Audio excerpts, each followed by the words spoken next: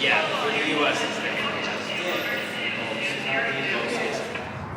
It's a Washington State ferry. It goes to the Bainbridge Island or something like that.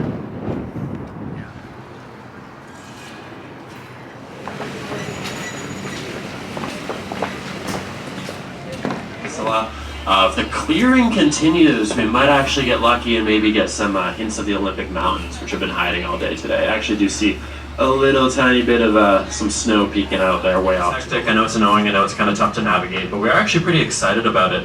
For the last, I don't know, 150-year history of downtown Seattle, the Central Waterfront's always been a pretty industrial place, like never that easy a place to walk around. There used to be train tracks right down, but finally, over the last decade or so, they've been working on this beautiful waterfront park. So we are almost wrapped up entirely with that. It's going to be kind of coming to fruition right around now until the end of the year.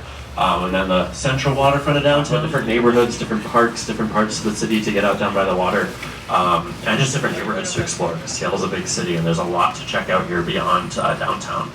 They just missed it. Turns out that building on a dock, not a fan of that. And they ended up nixing that in the 80s, but had a good 20-year run beforehand. Also known for the Beatles, if anyone's a fan of MTV in the 90s. This stands out local memory for being the filming location of Real World Season 7, which, if you missed that, probably not worth going back to watch. Have anything blocking your path. So if you want to get those photos, do it now. Take in the view. We're going to talk about the space scene a little bit later.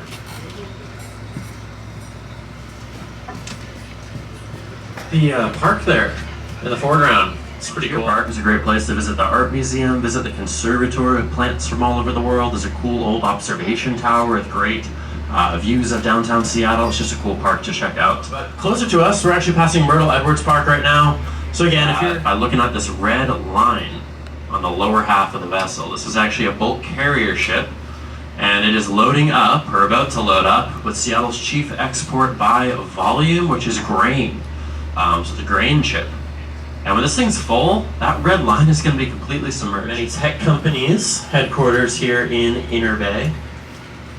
Now, a lot of locals don't even know the grain industry is here in Seattle, but tech, obviously, one of those more well-known. And some of their 200 affiliates, Illusion of Choice, travel booking websites there. And then just past Expedia, we're gonna peer down Smith Cove. So this little intermediary zone, so right after Queen Anne Hill, right before the neighborhood of Magnolia I just mentioned, this is known as Inter Bay here on land.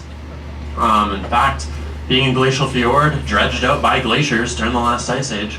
It's super deep. In fact, the water in the deepest part of the Puget Sound, which is just like a smidge north of us here, is about 937 feet deep in its deepest point, which means to our human eyes, light does not even reach the bottom of the Puget Sound. This is some of the deepest water you can find this close to shore, really, in North America. There's a few exceptions. Somebody had a lot less rainfall than they are on the west side of the Olympic Mountains right now. So here in Seattle, our annual rainfall is 37 inches of rain per year. Now, that's actually less than the national average. If you pick any difference as a human, that's pretty remarkable stuff.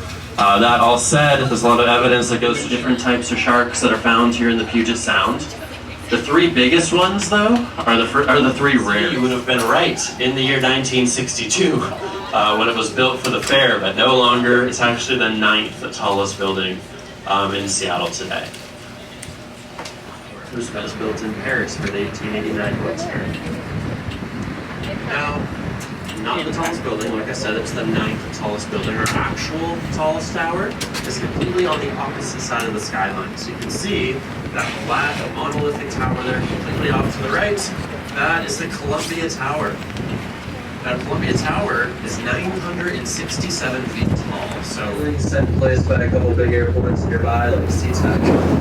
So they ended up stacked on the floor, getting sued on the other end. Bigger in this case, with a naval contract. So one of very few places where you can see Navy ships just pulled clear up out of the water in plain view. Pretty neat. These are kind of old vessels here, are Arleigh class destroyers that are having some extension of range really closest to us. You see a couple slugs hanging out there on the fence, some big flops. Those are our friends. This is the most we've seen all day. Wow, yeah. They had a whole tugboat coming in here that grabs a second ferry that's now just sort of actually lost to the battles for like territory and mating rights on the beaches to the south. So these guys here were really not permitted to stick around down there in Baja, up through California to southern Oregon, a little bit. Like they kind of inhabit an area from down here up to Alaska, but typically you have sort of isolated the people that have inhabited this particular section of what today we would call a sort of role here in the ecosystem. The reason that those sea lions are down here is because there's a lot of good fishing in these waters. And I did hear that, don't hit the bridge. So this already came up on my last tour. This is nice. If you're here in town, if you're here in Seattle, and you live anywhere but Antarctica neighborhood, really great neighborhood, really great coffee. Downtown, we also have Seattle Coffee Works up in the market and Whistleback in the Slip. But the number 20 Healy here off to the right, this is a real cool vessel here, this big red ship. This is an icebreaker, and it was the first boat in the world to make it to the North Pole unaided. Right, we have T-Mobile Park, that's where the Mariners play, our baseball team. And off to the left, we have Lumen Field, which is where all of our football teams play. And I say that meaning the NFL team, the Seahawks, but also our soccer teams, the Seattle Sounders and the Seattle Rain, our men and women's soccer teams, all play there at a Lumen Field. Really hot here in the city. And if you're looking off the right-hand side of the boat, you can see that very tall, kind of crayon-topped tower. Looks like a crayon there in the skyline. It's 484 feet tall. Now, 484 feet, not too tall these days in the realm of skyscrapers, but it was built in the year 1914, which was very early in the realm of skyscrapers. That was actually the 5th tallest building in the entire world when it was built in 1914. So really pretty wide island called Bainbridge. And the Tacoma here is actually the Bainbridge Island Ferry. So that one will take you about 35 minutes to cross the Puget Sound. Yeah, what's up?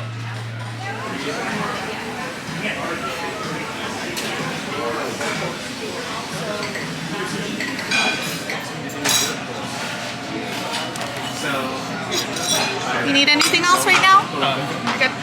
All done? Yeah. Actually,